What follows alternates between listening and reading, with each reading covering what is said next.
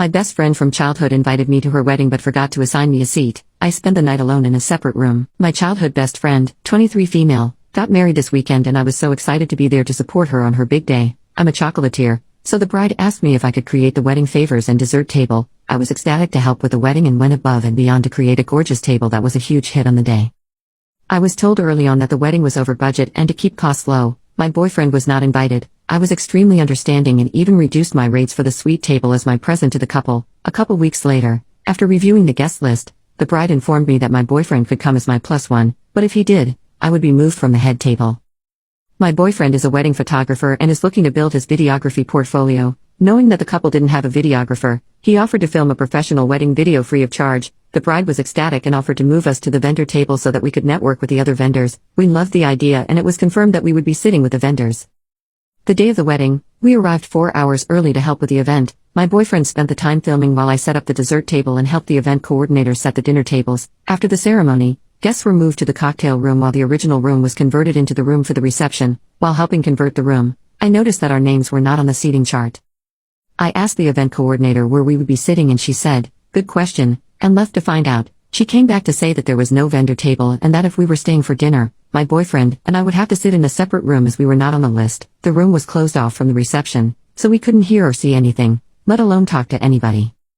I told the event coordinator that we were in fact guests and that we should be moved into the reception room. The event coordinator herself was seated at one of the tables in the room. I told her I was a longtime friend of the bride, and even originally meant to be seated at the head table. However, the event coordinator said she couldn't do anything about it. I approached the bride to explain the situation. She mentioned that it was definitely a mix-up and that we should be in the room. The bride mentioned that she didn't want to undermine me as a businesswoman, so she never told the event coordinators that we were friends or that I was a guest. She left the coordination of the vendor table to the event coordinator and left it off of the seating chart. The event coordinator was not made aware that any of the vendors, besides herself and the MC, were staying for the reception and therefore didn't think to add us in.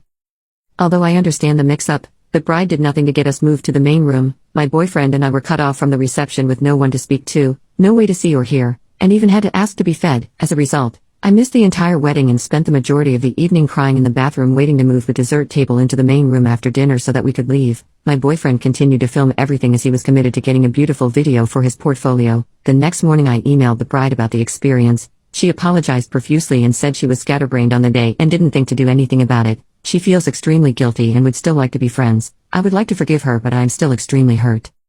Update: after reading everyone's responses and doing some reflecting, I've come to the conclusion that she's not my friend. Our relationship in the past few months has mostly consisted of her blowing me off, and me interpreting it as though she was busy. She moved across the country 2 years ago, but flies here often. Most of the couple's friends and family still live here, which is why they decided to have their wedding here.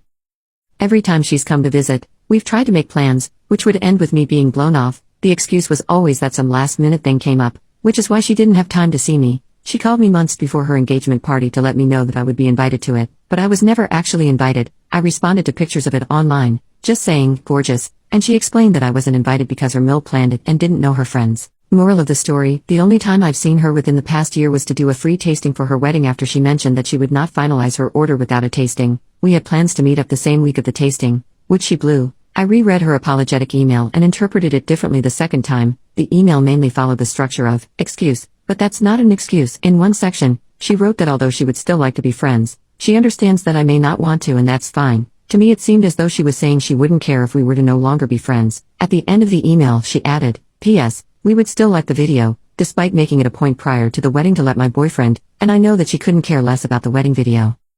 Although she mentioned in her email that she would make it up to me, I haven't heard a word from her since I responded back to her email naively accepting the apology the day after the wedding. I watched my boyfriend's rough edit of the wedding video this week and listened to her speech. She added a section where she thanked her friends for transcending the lines of friends and family. She called out a long list of names from the friend group. Mine wasn't included, which sealed the deal for me, especially since I was so involved in the preparation of the wedding that she wouldn't have just forgotten my name. Moving forward, I will be a lot more cautious with my circle, and I'll definitely be more strict with doing business with friends. No more paying out of pocket. My boyfriend has agreed to not go out of his way to send her the video. If she asks for it, he will send a link to a shortened version on his website. I couldn't convince him to add a watermark, although that was my favorite solution. Thanks everyone for your recommendations. So, we'll see if she comes around in a month or so. I will definitely not be reaching out.